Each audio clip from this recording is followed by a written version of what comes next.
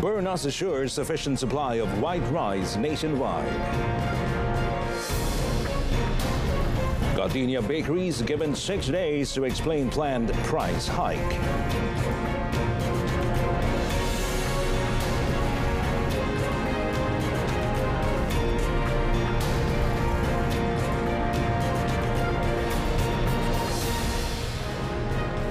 Good evening and Salam Malaysia Madani. Thanks for joining us.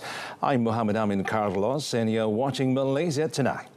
Well, the young Dipertuan Agong Sultan Abdullah Riayatuddin Al-Mustafa Billah Shah today called on the people to emulate the Prophet Muhammad's noble character in speaking the truth, being honest and avoiding slander and lies. Al-Sultan Abdullah said words in the forms of insults, lies and slander only undermine the country's stability and harmony. In conjunction with the celebration of the Maulidur Rasul today, Al-Sultan Abdullah also called on the people to continue upholding the teachings of the Prophet Muhammad. His Majesty said after the death of the Prophet Muhammad, the phenomenon of slander led to a tragic event in Islamic history through the assassination of the third Caliph, Sayyidina Uthman Affan. Demikian hebat hakikat fitnah dan tipu daya yang bukan sahaja telah menumpahkan darah seorang pemimpin Islam yang agung, malahan telah turut menghancurkan keharmonian dan kestabilan sesebuah negara. Kerana itulah Allah SWT mengingatkan seluruh umat Islam untuk menghindari serta menjauhi orang-orang yang tidak bercakap benar. His Majesty said this in conjunction with the national level 1445 Hijrah 2023 Maulidur Rasul celebration at the Putrajaya International Convention Centre, the PICC, today. Al-Sultan Abdullah is also optimistic that Malaysia will reach the peak of real success when Islamic law and the Prophet's noble character serve as the basis of the country's governance. Well, Parti Beras Nasional Berhad, Bernas, has given its assurance that there is sufficient supply of white rice following shortage concerns. Now, Bernas said in managing the supply of imported rice, it has distributed 630,000 metric tons of white rice from January to August, a 38% increase compared to the average monthly sales over the past 5 years. Now, Bernas said this means that the supply is more than enough without the government having to use its buffer stocks. And according to Bernas, the increasing demand for local white rice is due to a shift in demands by consumers, contract providers and other food industry players caused by the price difference between local and imported rice. It added factors such as climate change, weakening foreign exchange rates, high operational costs and regional conflicts had impacted the global rice trading market, which was further compounded by India banning the export of white rice in July. It also said it remains committed to supporting all intervention programs carried out by the Agriculture and Food Security Ministry to ensure sufficient supply of local rice. The permission for restaurant associations, food entrepreneurs and hawkers to purchase imported white rice at the wholesale price of 160 ringgit for every 50 kilograms is to help them control operating costs and ensure the price of rice is not increased. Now, the Ministry of Agriculture and Food Security said this was also to stabilize the supply of local white rice by reducing purchases from this group for business use. Now, in a statement, the ministry said the agreement was achieved through an engagement session between the Ministry and restaurant associations, food operators and hawkers on 15th September. In this matter, the ministry has taken the step to balance the need for rice for business purposes and household use during the period of high demand for local white rice supply at this time. Regarding the proposal to increase the price of local white rice, the ministry said that the price at the retail level is still controlled at 2 ringgit and 60 cents per kilogram as per the Rice Act or Grade and Price Control Order Amendment Number 4, 2008 and Control of Petty Rice and Rice Act 1994 Act 522. The Domestic Trade and Cost of Living Ministry has given Gardenia Bakery, Sendirian Berhad or Gardenia KL until 3rd October to explain a planned increase in the prices of 30 products.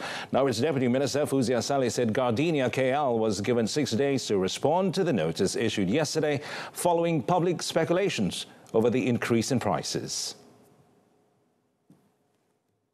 Fuzia also reportedly said that the ministry has no power to stop Gardenia from raising its product prices, but wanted an explanation from the company to ensure the decision was fair to consumers. Kita akan tunggu jawapan dia, ya. Kita tidak boleh sekat mereka naik harga tu, tapi kita boleh dapatkan maklumat kenapa mereka naik harga dan kita kena pastikan bahawa tiada pencatutan berlaku. She said this during the launch of mobile Jualan Rahmah at Pengiran Putra Flats near Tanjung Lumpur in Kuantan. Yesterday, Gardenia Bakeries announced that a price increase would take effect on 1st October for a limited number of products, but not for white bread, as had been previously speculated. In the mobile Rahmah sale program today, 2 lorries carrying a load of food items and basic needs with a subsidized value of 34,000 ringgit were placed in the area to make it easier for the public to purchase them. Well, the first meeting of the reactivated Interfaith Harmony Committee will be held next month, according to the Minister in the Prime Minister's Department for Religious Affairs, Dato Dr. Muhammad Naim Mokhtar. Now, Dato Muhammad Naim said that the committee meeting, which acts as a medium of discussion between religious leaders to resolve issues related to religion and race, will be co-chaired by him and National Unity Minister, Dato Aaron Agodagang. Jawatankuasa harmoni yang akan dianggotai oleh pemimpin-pemimpin agama yang dihormati. So jadi jawatankuasa harmoni ini yang akan menjadi jurucakap kita untuk menjelaskan kepada orang-orang bukan Islam tentang Islam itu sendiri. Well, he said this at a press conference after attending the national level 1445 Hijrah 2023 Maulidur Rasul celebration at the Putrajaya International Convention Centre, PICC, today. Dato Muhammad Naim said that the reactivation of the committee, which was established on 14 August 2020, has enabled his department to empower the Wasati, which is known as moderate Islamic approach, to explain to non-Muslims that Islam is a religion of rahmah, which is mercy. In another development, Dato Muhammad Naim said that he would hold a meeting with Ipoh Timur Member of Parliament, Howard Lee Chuan Hao, in the near future to explain to him the discipline related to the interpretation of verses from the Holy Quran. Now, Lee had since issued a public apology for his act of quoting a Quran verse in a video clip on his social media page.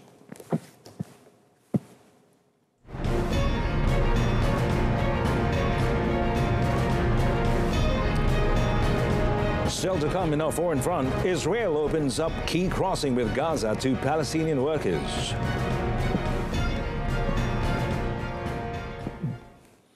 Well, one person died and at least one other was seriously wounded on Wednesday after artillery fire hit a residential building in Russian-controlled Ukrainian city of Donetsk. Now, shells struck the residential building in the west of Donetsk city around 9 a.m. local time. Well, the third floor of the building was badly damaged in the shelling, and a married couple lived in one of the apartments on the third floor, and the husband was buried under the rubble. He died a few hours later in hospital from his injuries. The man's wife was seriously wounded with multiple bone fractures. Now, the city of Donetsk has been under Russian control since 2014, but Ukrainian troops continue to hold positions on its outskirts, and the city regularly comes under artillery fire. Now, Russian-installed authorities accuse Ukraine of targeting civilian objects and infrastructure. Donetsk is one of 4 regions of Ukraine that Russia partly occupies and claimed as its own last year in a move condemned as illegal by most countries at the United Nations General Assembly. Israel today said it reopened a key crossing with Gaza to Palestinian workers after shutting it during violent protests that saw the army launch strikes targeting Hamas military posts. Now, the Israeli authorities had initially closed the Erez crossing. That's the only gateway for Palestinian pedestrians from the Gaza Strip for the Jewish holiday on their New Year, 15th September. However, the closure was extended, citing security reasons, following daily demonstrations along the border that left several protesters dead and injured in clashes with Israeli soldiers. Now, while patients seeking medical treatment and foreigners had been allowed to use the crossing, thousands of Palestinian workers from the coastal enclave had been banned from entering Israel. Like on Wednesday evening, Kurgat, the Israeli defense body responsible for Palestinian civilian affairs, said the crossing would reopen for workers from Thursday morning. Well, the Palestinian Civilian Affairs Ministry confirmed the crossing had reopened. Now, since 13 September, 7 Palestinians have been killed and more than 100 wounded in the violence in Gaza.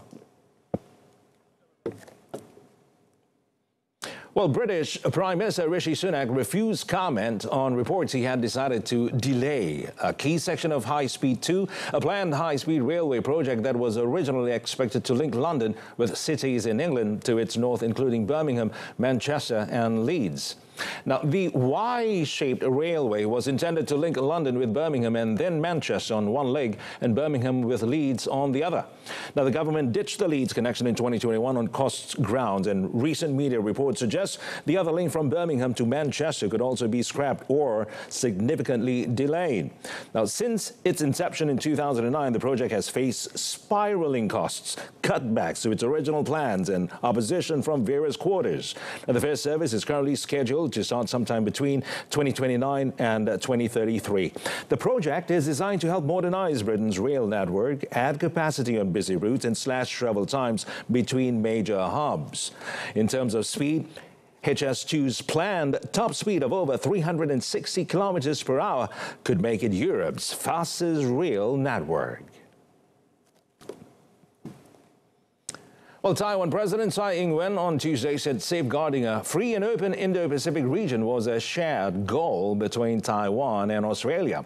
Now, in a meeting with Australian lawmakers visiting Taipei, Tsai emphasized the importance of peace and stability in the Taiwan Strait. 共同守护自由开放的印太地区是台湾和澳洲共同的目标。我相信在各位贵宾的支持下，我们双方将开创更丰硕的合作。 Well, she also called on Australia to support its bid to join the Comprehensive and Progressive Agreement for Trans-Pacific Partnership. Well, Taiwan and China both applied in 2021 to join the landmark trade pact that includes 11 countries, but China opposes adding Taiwan, which it claims as its own territory. Australia, like most countries, has no formal diplomatic relations with Taiwan. The International Monetary Fund did not reach a staff-level agreement with Sri Lanka in its first review under a $2.9 billion bailout package. This is due to a potential shortfall in government revenue generation. Speaking after a 2-week visit to the country, IMF delegation head Peter Brewer said a second tranche of about $330 million under a lending program would only be released after the IMF reaches a staff-level agreement, and there was no fixed timeline on when that would take place. To begin, fruit, as the economy is showing tentative signs. Sri Lanka has made commendable progress in implementing difficult but much-needed reforms. These efforts are bearing fruit as the economy is showing tentative signs of stabilization. Inflation is down from a peak of 70% to today 1.3%, and gross international reserves increased by $1.5 billion between March and June this year, and shortages of essentials have eased. The IMF delegation said despite early signs of stabilization, full economic recovery is not yet assured and growth momentum remains subdued. In the last 6 months, Sri Lanka has seen its runaway inflation drop to 1.3% in September, its currency appreciate by about 12%, and foreign exchange reserves improve.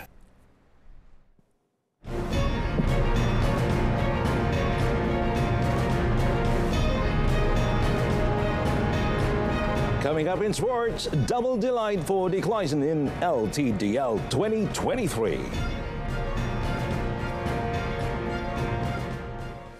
Well, starting off our sports segment for tonight, it's the Le Tour de Langkawi LTDL 2023.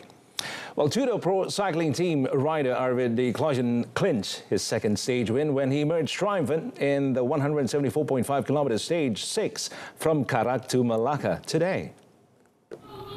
The Dutchman, who won stage 1, broke away from the main group to cross the finish line in 4 hours, 8 minutes and 19 seconds, followed by Sasha Wiemais of Team Human Powered Health and Gleb Sresa of Astana Kazakhstan team. It was a bit headwind, so I knew I couldn't go like full from the beginning. And at the end, yeah, he came kind of next to me and then went a little back, so I think I had it under control.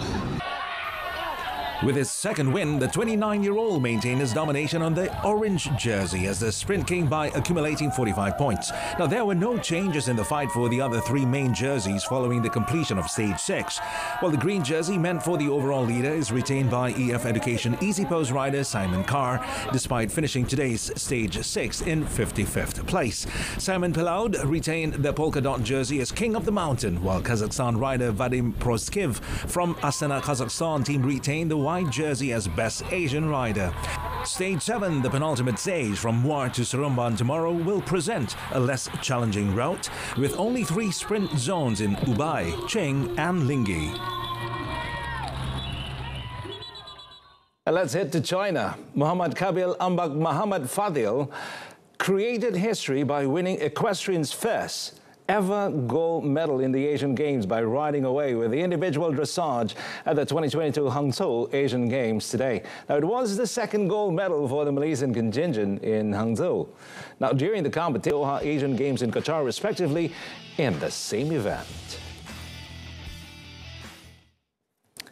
And on to football, and after having confirmed to have clinched the Malaysian Super League title for the 10th consecutive season, Johor Darul Takzim JDT now shifts their focus to more challenges awaiting them in the AFC Champions League.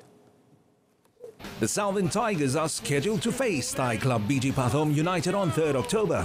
JDT head coach Esteban Solari wants his boys to be fully focused to make it their first win for their action in Group I.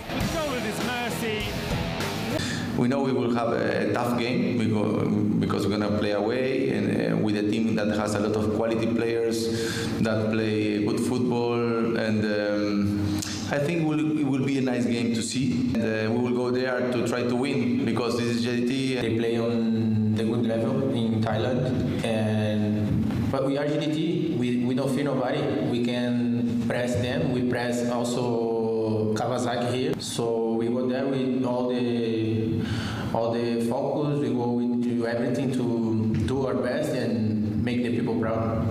In their first match of the AFC Champions League, JDT went down at their own home turf as they lost to Kawasaki Frontale 0-1. Meanwhile, in the Super League action at Stadium Sultan Ibrahim last night, the Southern Tigers easily dispatched PDRM FC 4-0 in style, simultaneously confirming their undisputed position at the top of the league. JDT further proved that they were in a class of their own, as the win also marked their 10th Super League Championship title with 4 more matches to spare. In the first half, the hosts led 2-0 thanks to strikes by Bergson da Silva and Juan Muniz, each in the 37th and 40th minute respectively. Up in the second half, an error by PDRM defender Isaac Ishan Yuswardi, who brought down Arif Aiman Muhammad Hanapi in the penalty box, costed dearly as the latter coolly slotted in the ensuing spot kick in the 45th minute to make it 3-0 for JDT. Argentine striker Fernando Martin Forestieri's powerful strike 3 minutes later was the icing on the cake for Esteban Solari's men. Well, Manchester City crashed out of the Carabao Cup with a 1-0 defeat at Newcastle on Wednesday as Arsenal, Chelsea and Liverpool booked their places in the last 16. Now, City won the treble of Champions League, Premier League and FA Cup last season, but any dream of surpassing that feat with an unprecedented quadruple was swiftly brought to an end. Alexander Isak scored the only goal at St. James Park in the clash between two much-changed sides. Erling Haaland was left on the bench by City coach Pep Guardiola for the full 90 minutes and his presence was missed in a toothless display. Eddie Howe also rang the changes from an 8-0 thrashing of Sheffield United at the weekend. But it was not until the Newcastle boss introduced Anthony Gordon and Bruno Guimaraes at halftime that the hosts took control. Isak had the simple task of slotting home at the far post after a burst from Joe Linton opened up the City defence. Howe believes that the win could elevate the team to greater heights, which could translate into a morale boost. Now, Newcastle's reward is a 4th round trip to Manchester United in a repeat of last season's final.